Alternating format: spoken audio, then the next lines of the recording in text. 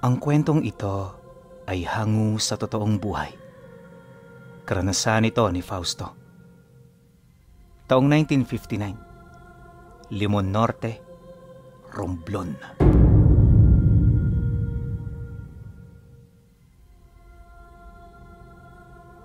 Noong mga panahong ito, meron ng sariling pamilya si Fausto. Matagal na silang nakatira sa Limon Norte, kaya naman yung mga tao sa baryo, hindi na iba sa kanya. Alam na rin niya ang kalakaran sa lugar, lalo na ang mga diskarte pagdating sa paghahanap buhay. Ayon sa kanya, na sa mga taong ito paglalako ang pangunahing bumubuhay sa mga anak niya.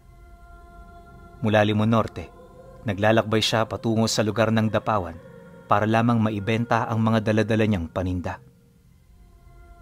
Hindi birong distansya ng lugar na yon mula sa kanila, kaya 3:00 pa lang ng madaling araw, umuusad na siya kasama ang kanyang mga kalabaw. 2 beses sa isang linggo niya ito ginagawa dahil madalas inaabot siya ng 2 araw sa bayan. Minsan kasi, kailangan niya talagang magsakripisyo ng oras kung gusto niyang maubos ang lahat ng kanyang dala. Naunawa naman ito ng kanyang asawa, kaya hindi na sila nagkakagulo sa sandaling umuwi siya nang wala sa oras.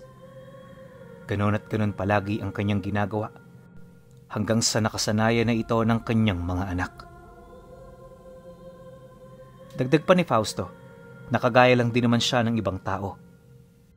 Simpleng namumuhay, walang alam sa lihim na karunungan, at higit sa lahat, hindi pa nakakaranas ng mga bagay na hindi kayang ipaliwanag.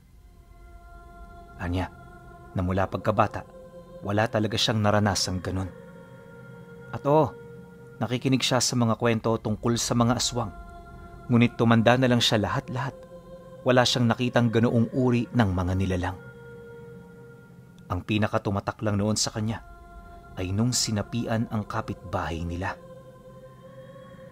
Di man yun malala, base sa mga istorya, problemado lang umano ito, kaya naghahanap ng paraan para mag-eskandalo. Agad din namang nalimot ang tungkol dito, kaya nagpatuloy ang kanyang pagiging mangmang pagdating sa lihim na karunungan. Ngunit pagsapit ng taong 1959, habang papalapit ang Semana Santa, may napadaang matandang manlalako sa lugar nila. 3 araw yun naroon at nagpapakita lamang ito tuwing binabalot na ng kadiliman ang kalupaan.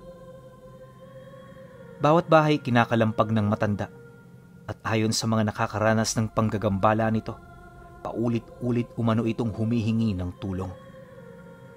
Wala silang ideya kung anong hinihingi nito, kaya naman imbis na pakinggan, sinasaraduhan na lamang nila ito ng kanilang mga tahanan. At sa sandali namang sumarado ang pinto, nagkukusa ring umalis ang matandang yon. Medyo weirdo nga lang dahil sa hindi naman nila ito kilala at literal na bago lang talaga yon sa lugar nila. Dagdag pa ng mga ito na nagiging sakit na rin nila ito sa ulo, kaya imbis na problemahin, pinagsusumikapan nilang intindihin na lang ito. Nang marinig naman ni Fausto ang tungkol sa bagay na yan, dito na siya nagsimulang magtanong-tanong. Sa tagal na kasing naroon ng matanda, tila bang hindi pa rin ito nagagawi sa lugar nila. Kung ang ibang tao kasi pinagtatabuyan ito para kay Fausto, hangad niyang makausap ito ng maayos. Marami kasi siyang ibig itanong, lalo na sa mga bagay na inihihingi nito ng tulong sa kanila. Subalit tila bang naging maramot sa kanya ang tadhana. At habang tumatagal, ang pagnanasa niya na makausap ito, unti-unti na ring nawawala. Naisip niya na, hindi talaga sila magkakatagpo dahil karamihan sa mga nagrereklamo ukol dito, literal na merong bilang sa kanilang baryo.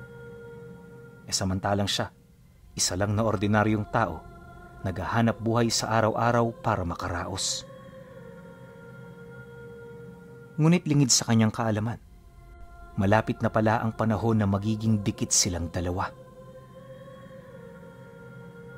2 linggo bago sumapit ang mahal na araw, sa hindi inaasahang pagkakataon, may tumigil na manlalako sa harapan ng bahay nila. Nataong nasa labas naman siya nun, gawa ng malimit niya itong gawin, kapag pagod siya. Ang gusto niya kasi, kapag nagmemeryenda at nagkakape, nakikita niya ang lugar nila. Kumbaga, yun na ang pinakapalipas oras niya at pampawala na rin ng pagod. Maya-maya pa, pagsilay niya sa tumigil na kangga sa harapan ng bahay niya, dito niya nakita ang isang matandang lalaki na paugod-ugod na kung kumilos. Pagbaba nito sa kalabaw, agad niyang nakita ang hawak nitong maliit na itim na baul. Wala siyang ideya kung ano ito, kaya naman dala ng kuryoso, naghintay siya na kausapin siya nito. Hindi naglaon, nang makalapit na ang matanda sa kanya, mahinahon naman itong nagsalita. Ikaw ba si Fausto, Ginoo? Sabi ng mga taga rito, isa kang manlalako. Matagal ka na ba sa trabahong yan? Bungad na wika nito. Aba oo, matagal na ho ko rito. Katunayan nga ho niyan, ito ang ipinambuhay ko sa mga anak ko. Bakit ho? May ipapasabay po ba kayo? Sabihin niyo lang, baka meron ako may tulong. Nang marinig naman ito ng matanda, dito na ito unti-unting napangiti. Bagaman hindi pa ito nagsasalita, alam niya sa kanyang sarili na meron talaga itong ipapagawa. Ilang minuto pa ang lumipas, bigla nitong ipinakita sa kanya ang baul, kasabay ng pagwiwika nito ng, Pwede bang dalhin mo ito sa lugar ng Odyongan? Hanapin mo ang albularyong nagngangalang Amersyo. Bantog yun doon at kilalang mahusay na manggagamot.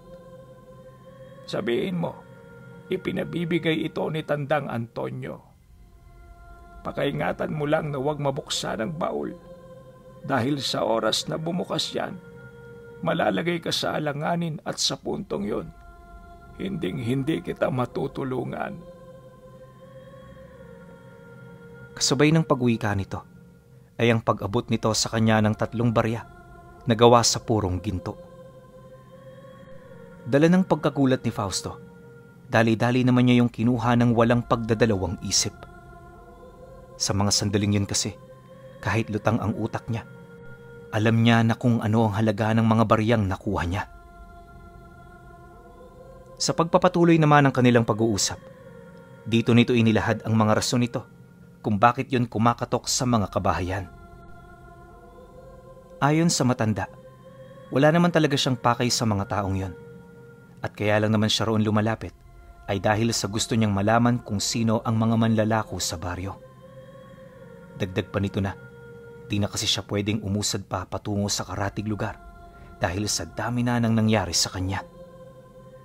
At kung magpupumilit pa siya, malakas ang tsansa na siya ay mapahamak at makadamay ng mga inosenteng tao. Nang marinig naman ni Fausto ang sinabi nito, doon na siya nagtanong ukol sa kung anong rason nito. Mahabang kwento, Fausto. At kahit gusto ko mang sabihin sa'yo, hindi ito po pwede. Alam mo kasi, minsan may mga bagay na kinakailangan na lang nating itago para sa ikakapayapa ng iba. Naiintindihan mo naman siguro ang ibig kong sabihin.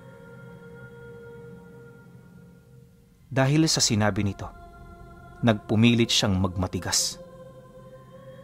Alam niya sa kanyang sarili na hindi siya pwedeng tumanggap ng kahit na anong pabor hanggat hindi niya alam ang kasalukuyang sitwasyon. Bukod sa mapanganib ito para sa kanya, pwede rin siyang malagay sa alanganing sitwasyon. Di naman ho siguro tama yan. Sa pagkakaalam ko kasi, kapag may inihingihan tayo ng pabor, obligado tayo na ilahad ang totoo. Walang paligoy-ligoy. Kailangan mong maging tapat kung nais mong makuha ang pabor na gusto mo. Tama ho ba? Matapang na sagot naman niya rito. Nang marinig naman ito ng matanda, agad naman yung napabuntong hininga. Maya-maya pa, imbis na makipagmatigasan, pinili na lamang nitong anyayahan siya na pumasok sa loob ng bahay. Pagtatapat nito, mas mainam na doon sila mag-usap nang sa gayoy hindi sila marinig ng kahit na sino. Mariin din itong inilahad Mahalaga ang bawat detalyeng kanyang ipagtatapat, kaya naman pakinggan niya yon ng maigi. Pagkasambit naman ito ng mga kataga, agad itong bumalik sa kanyang mga kalabaw. Tinali niya ito ng mahigpit sa bakuran ni Fausto bago pumasok sa loob kasama siya. Pagkasarado naman niya ng pinto at mga bintana, dito na nagsimulang magbahagi ng istorya ang matanda. Ayon dito, wala pa siyang pinagsasabihan ng tungkol sa mga detalyeng yon. Gawa ng napakamapanganib talaga nito. Hindi rin siya sigurado na sa oras na malaman nito ni Fausto, itutuloy pa nito ang kagustuhan nitong tumulong sa kanya. Pagtatapat ng matanda, naglalaman ng baul ng isang makapangyarihang bagay. Isang uri ng kulungan na pinagsisidla ng makapangyarihang nilalang na halos ilang milenyo na ritong nakakulong. At ang nilalang na yon, sinasabing ang pinakamakapangyarihang mangkukulam na naitala sa kasaysayan. Sa sobrang lakas ng abilidad nito, kaya nitong utusan ng kahit na sino at kaya nitong alipinin ang lahat ng taong may alam sa lihim na aral. Sa kumpas din ng kanyang mga kamay, nakakapagpalabas ito ng malalakas na salot na agad na bumabalot sa mga kabayanan. Ang mga taong naapektuhan nito ay agarang nalalason ang mga kaluluwa at sapilitang pinagbabago ng anyo. Mariing ding inilahad ng matanda na namayagpag ang nilalang na yon noong panahon ng kadiliman. Ilang siglo rin itong nanatili sa rurok ng kapangyarihan bago ito natalo ng dalawang magkapatid na dibino. At dahil sa kabiguan ng mga ito na mapaslang ang kaluluwa nito, itinago nila yon sa isang itim na perlas na kasalukuyang nasa loob ng baul.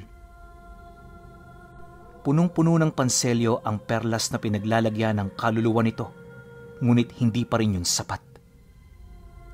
Kaya naman ang mapagtanto ng dalawang dibino na posibleng makalabas doon ng nilalang, muli silang nagpanday ng baul na gawa sa purong mutya. Hindi biro ang paglikha rito at nangangailangan ito ng malaking sakripisyo. Sa kasamaang palad, ikinamatay ng magkapatid ang paglikha rito. At magmula noon, pinagpasapasahan na ng mga antingero ang baul na yon. Ilang siglo rin itong nanahimik hanggang sa dumating ang panahon ng matanda. Noon kasi na siya ang nag-aalaga, merong mga nilalang na nakatunog nito. Sinubukan nila itong agawin sa kanya, subalit hindi ito nagtagumpay. At magmula noon, patuloy na itong naglalakbay, naghahanap ng malalakas na albularyo na pwedeng magtago sa baul. Dagdag pa nito na, sa loob ng ilang taong pagtakas, nasaksihan niya ang kamatayan ng marami sa mga taong malalapit sa kanya. Ang sakripisyo ng mga ito naging daan upang makarating siya sa lugar ng Romblon. Naunawaan mo na ba kung bakit ko ito hindi sinasabi sa kung kani-kaninong tao lang? Ngayon alam mo na ang lahat. Nais mo pa bang magpatuloy?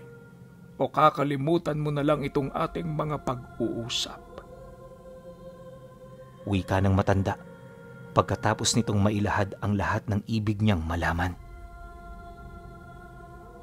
Pagkarinig naman ni Fausto sa sinabi nito, hindi siya natinag.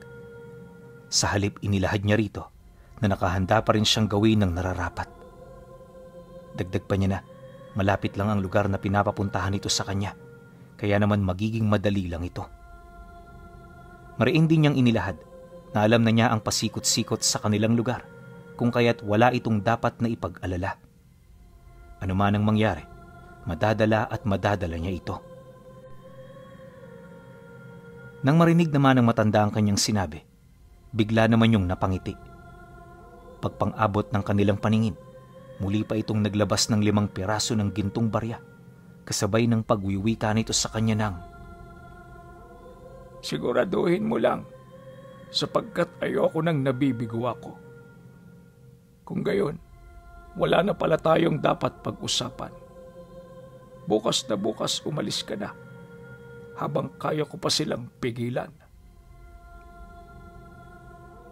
Dahil sa sinabi nito, doon na nagtapos ang kanilang pag-uusap. Kinagabihan noong mismong araw, Maaga pa siyang nagpahinga. At kahit walang dalang mga paninda, kinondisyon niya na at inihanda ang mga kalabaw na kanyang gagamitin. Inilahad na rin niya sa kanyang asawa ang mga bagay na kanyang gagawin para naman kahit papaano hindi na yon mabigla. Nang marinig naman ito ang kanyang paalam, di naman yun tumutulos sa kanya. Bago pa man kasi ito makapagreklamo, ibinigay niya na rito ang mga gintong barya na naging kabayaran sa gagawin niya. Pangako niya sa kanyang asawa na kapag natapos na ang pinag-uutos ng matanda, lilipat na sila sa bayan para makapagbagong buhay. Matagal na kasi yung pinapangarap ng mag-iina niya, kaya naman sa puntong yon, wala itong naramdaman kundi ang pagkatuwa. Pagsapit ng sumunod na araw, 3:00 pa lamang nadatna na siya ng asawa niya na abala sa paghahanda. Marami siyang binaong pagkain noon upang hindi siya maburyong sa tuloy-tuloy niyang pag-usad. Bale, 1 buong araw ang kanyang lalakbayin, kaya naman inaasahan niya na pagsapit ng 5:00, naroon na siya.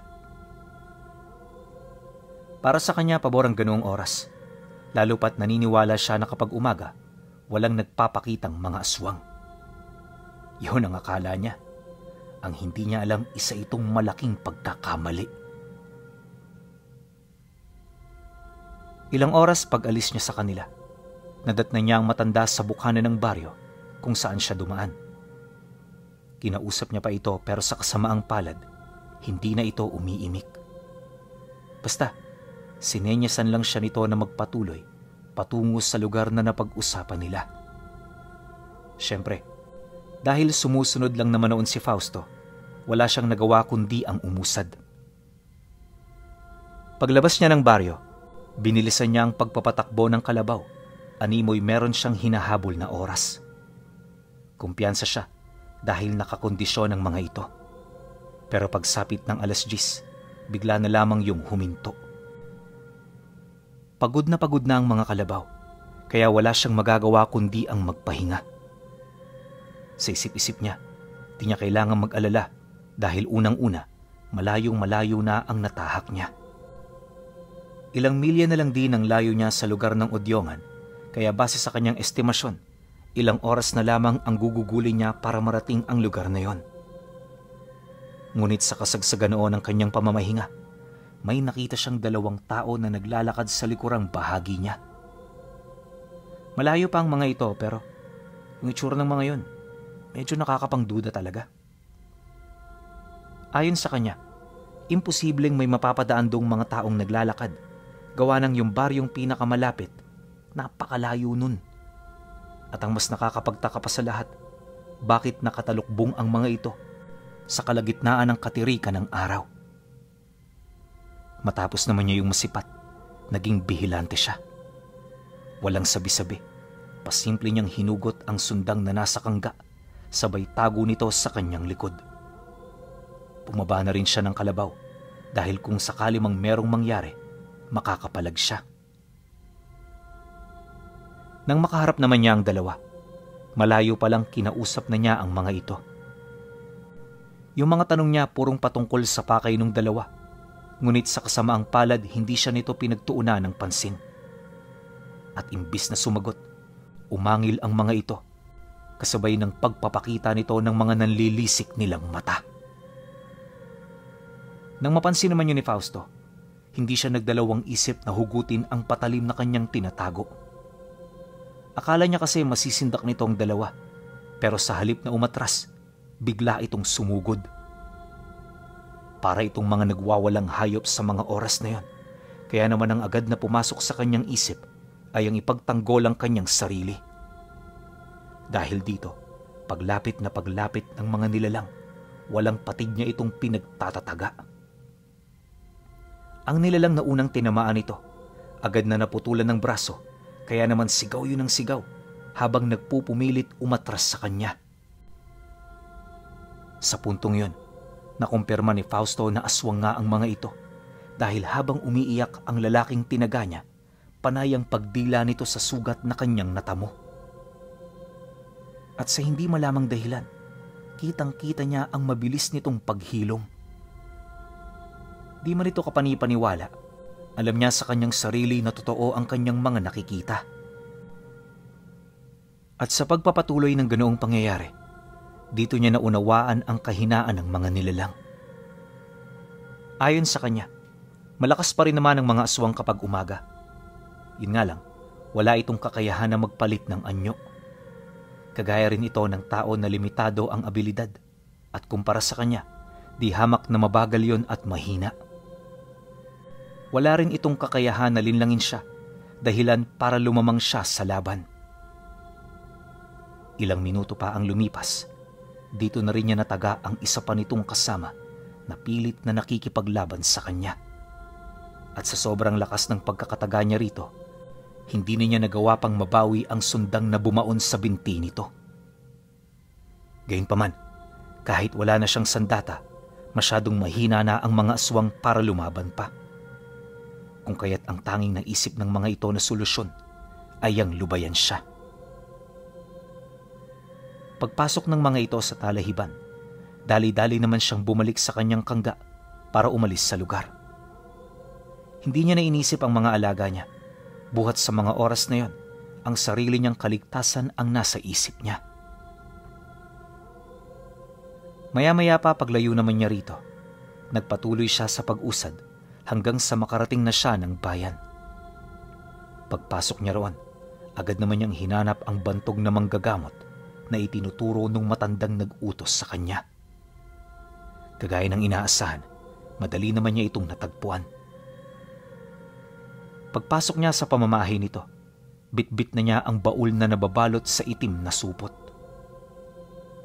Noong una, hindi pa siya pinapansin ng manggagamot, pero nang makita na nito ang kanyang hawak, agad niyang nakuha ang atensyon nito. Paglapit naman sa kanya ni Tandang Amersyo, di na siya nagdalawang isip na ilahad ang pangalan ng matandang nagpabigay nito. Nang marinig naman niyo ng matanda, sa halip na kunin nito ang baul, tumanggi ito. Dahilan nito sa kanya, masyado na itong matanda para tumanggap ng ganoong misyon. Mariin din itong inilahad na hindi niya kakayanin ang nakaatang ditong responsibilidad, kung kaya't mas mainam na maghanap na lang siya ng taong magpapatuloy sa naiwang responsibilidad ng kanilang mga ninuno. Pagkarinig naman dito ni Fausto, ipinagpilitan niya ang kanyang nais. Pansamantala, nagkaroon sila ng dialogo ukol sa ibig niyang iparating. Anya, siya na lamang ang pag-asa nito, kaya kung hindi niya ito tatanggapin, parang ibinigay na lamang niya ang baul na yon sa puwersa ng kadiliman. Dagdag pa niya na, hindi rin naging madali para sa kanya na maihatid dito ang baul na kanyang daladala. At sa pagpapatuloy ng kanilang pag-uusap, kahit papaano unti-unti na itong naliwanagan. At sa halip na tumanggi pa, taus-puso nitong kinuha ang baul na hawak niya, kasabay ng pagwika nito sa kanya ng, "Abisuhan mo si Antonio. Sabihin mo sa kanya, itatawid ko ang baul na ito. Dadalhin ko ito sa lugar ng Samar. Dadalhin ko ito sa lugar ng Masbate. At ibibigay ko ito sa kakilala ko roong Divino. Magdasal lang kayo na hindi pa nalalaso ng kadiliman ang lugar na yon. Sa oras na mabigo ako, alam nyo na kung ano ang kahantungan ng mundo." Nang marinig naman niya ang sinabi nito, tumangulang naman siya at nagpasalamat. Pagkatapos ng kanilang pag-uusap, dali-dali naman siyang lumabas ng bahay ng matanda para bumalik na sa kanila. Walang kaide-ideya noon si Fausto sa mga pangyayaring maaabutan niya sa baryo. Ilang oras ang dumaan, abot tanaw na niya ang kanilang lugar. Sa unang tingin, wala naman siya roong napansing kakaiba, kaya naman naging mahinahon at panatag siya. Ngunit habang papalapit, dito na siya nakarinig ng mga taong sumisigaw. At kahit malayo pa, alam niya na meron doong nangyayaring kakaiba, kaya naman nagmadali na rin siya. Ilang metro ang layo sa bukhanan ng baryo, may nakita siyang nasusunog na tahanan at nagtatakbuhang mga tao. Sa bubunga ng bawat bahay na nakatirik, kapansin-pansin ng mga nilalang na nakatayo roon. Hindi nagtagal, pagsilay naman niya sa kanyang pamilya, dali-dali niya itong sinenyasan na lumapit sa kanya. Nang masipat naman siya nito, di na rin ito nagdalawang isip na tumakbo papalapit. Habang binabagtas ng kanyang mag-iina ang daan, panay na ang pag-iyak nito, buhat sa mga pangyayaring hindi nito inaasahan. Paglapit naman ito sa kanya, dito nito inilahad ang mga nangyari bago sumapit ang sakuna. Ayon sa asawa niya, na kung hindi sila prinotektahan ni Tandang Antonio, hindi sila makakaligtas. Dagdag pa nito na kasalukuyang nakikipaglaban noon ng matanda sa baryo upang iligtas ang maraming tao. Kasama rin nito ang mga albularyong tumutulong para mapigilan ang pananalasa ng mga nilalang na nasa panig ng kaliwa. Pagkarinig niya sa sinabi nito, di na siya nagdalawang isip na patakbuhin ang kanyang mga kalabaw. Gustuhin man niyang tumulong sa iba, alam niya na kapag ginawa niya ito, babagal lang sila. Kalahating oras pa ang dumaan. Tila bang nawala na siya sa direksyon na gusto niyang tahakin. Lahat ng gasera na nagbibigay sa kanila ng liwanag, isa-isa na niyang pinatay dahil sa ramdam niya na merong sumusunod sa kanila. At para tuluyang makakubli sa mga nilalang, itinabi niya sa masukal na kakahuyan ng kanyang mga alaga. Mula roon, naglakad sila ng ilang milya hanggang sa marating nila ang paanan ng bundok.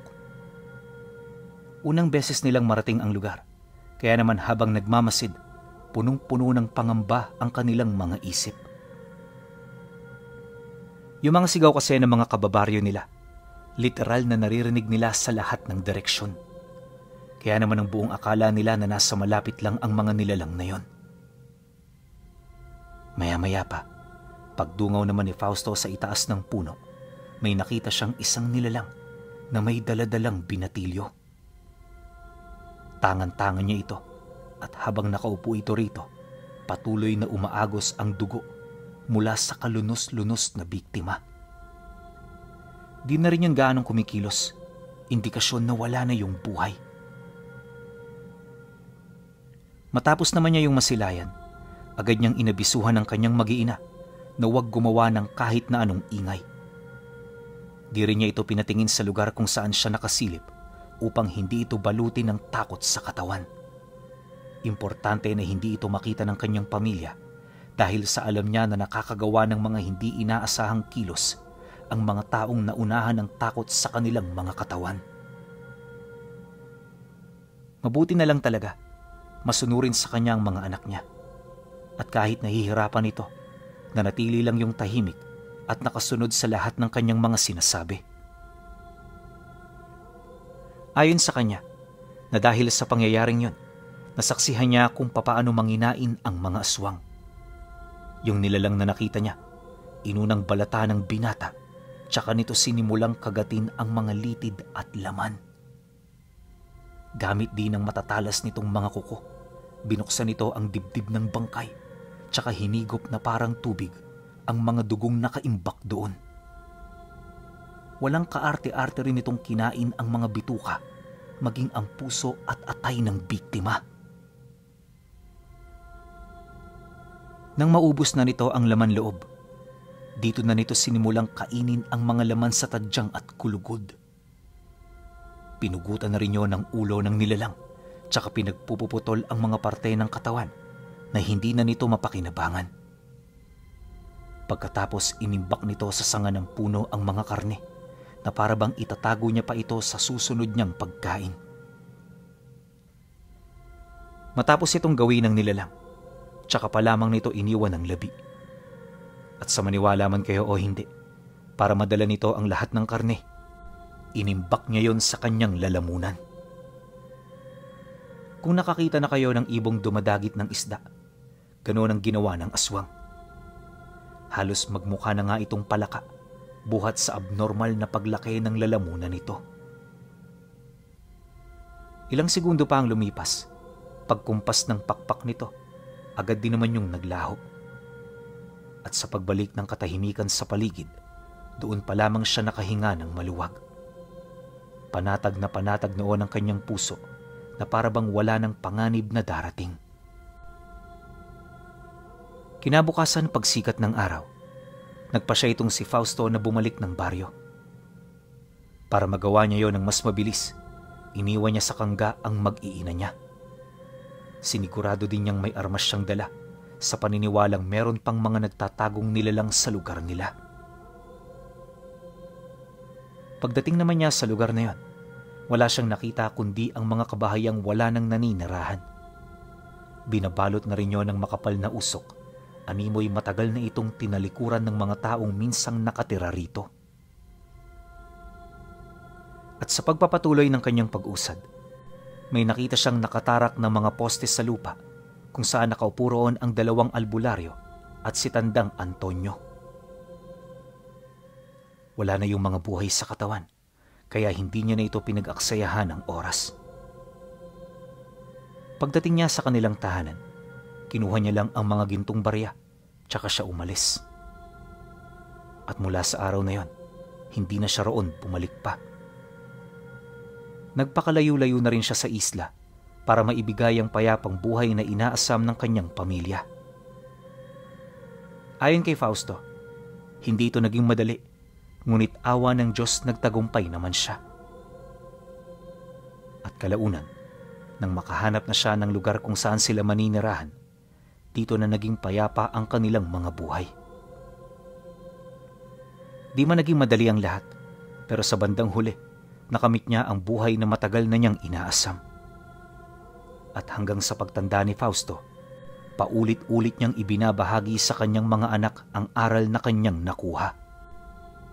Inilahad din niya sa mga ito ang kwento ng matandang si Antonio na siyang nag-utos sa kanya na dalhin sa bantog na albularyo ang baul na gawa sa purong mutya na pinanday ng magkapatid na Dibino.